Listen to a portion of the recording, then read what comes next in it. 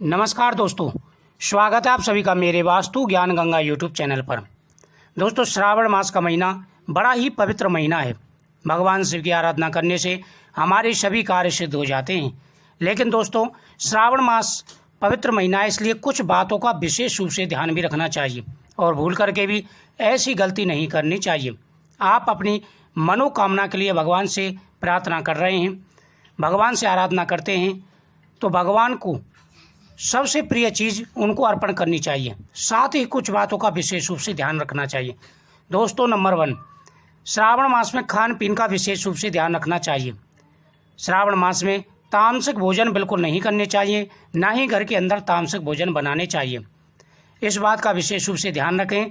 अगर आप सोमवार के व्रत रख रहे हैं तो भूल से भी लहसुन, प्याज, मीट मांस का प्रयोग आपके घर में नहीं होना चाहिए। अगर आप ऐसा करते हैं तो भगवान शिव रुष्ट हो सकते हैं। तो इस बात का विशेष रूप से आपको ध्यान रखना है कि घर के अंदर कोई भी अशुद्ध चीज़ या तामसिक चीज़ नहीं बननी चाहिए। बिल्कुल सात्विक भोजन आपको करना है और घर के अंदर भी सात्विक ही बनना चाहिए। दोस्तों, नंबर 2, भगवान को अक्षत जब आप चढ़ाते हैं तो अक्षत का विशेष रूप से ध्यान रखना चाहिए कि वह साबुत हों। कभी भी टूटे हुए चावल भगवान शिव को अर्पण नहीं करने चाहिए।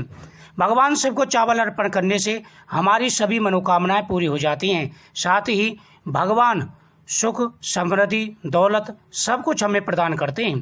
तो इसलिए जब भी आप पूजा में चावल प्रयोग करें तो वह साबुत होने चाहिए। दोस्तों, नंबर 3, श्रावण मास में प्रतिदिन हमें गौ माता का पूजन करना चाहिए। जब भी किचन में पहली रोटी बने तो पहली रोटी आप गौ माता के नाम की निकालें।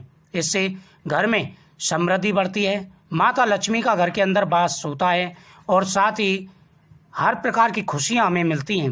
जब आप गौशाला जाएं तो गौ माता को रोटी खिलाएं, तो आप थोड़ा सा गौ का गोबर भी लेकर के आएं और उससे घर के अंदर स्वास्थ्य चिन्ह बनाना चाहिए। यह शुभ माना जाता है। श्रावण मास में यह बहुत ही शुभ माना जाता है। वही कार्तिक मास में भी ये विशेष शुभ माने जाते हैं। जब भी शुभ महीना हो तो आप गौ माता का गोबर का स्वास्थ्य जरूर घर में बनाएं। दोस्तों, नंबर 4, जब आप भगवान शिव की पूजा करते हैं तो भगवान को हम नारियल अर्पण करते हैं।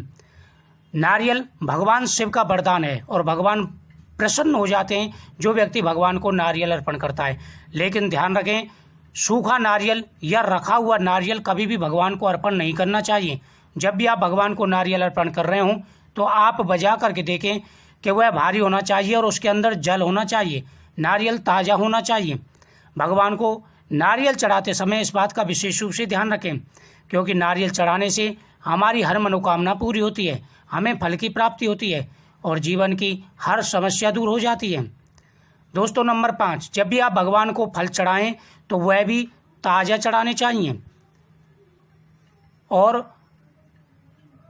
साथ ही अगर आपने सोमवार का व्रत रखा है तो इस बात का विशेष रूप से ध्यान रखें कि आप सोमवार के व्रत में नाखून, बाल ना काटें।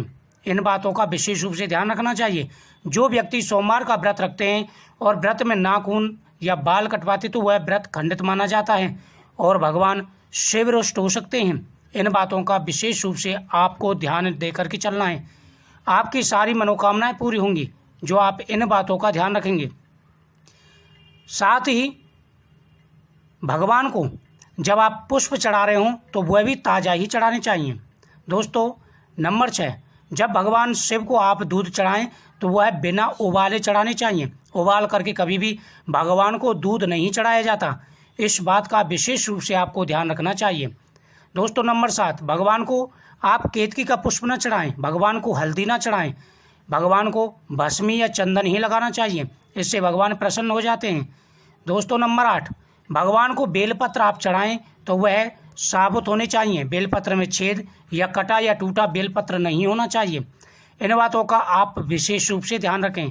भगवान शिव जी की पूजा करते समय इन बातों का ध्यान रखेंगे, आपकी सभी मनोकामनाएं पूरी होंगी और भगवान शिव का आशीर्वाद भी आपको प्राप्त होगा।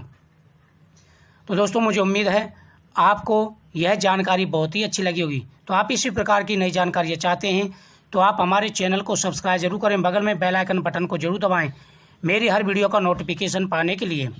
तो आज के लिए बस इतना ही। मिलते हैं नेक्स्ट जानकारी के लिए नेक्स्ट वीडियो में। तो आप ज़्यादा से ज़्यादा इस वीडियो को शेयर करें, कमेंट में ओम नमः शिवाय जरूर लिखें। ओम नमः शिवाय।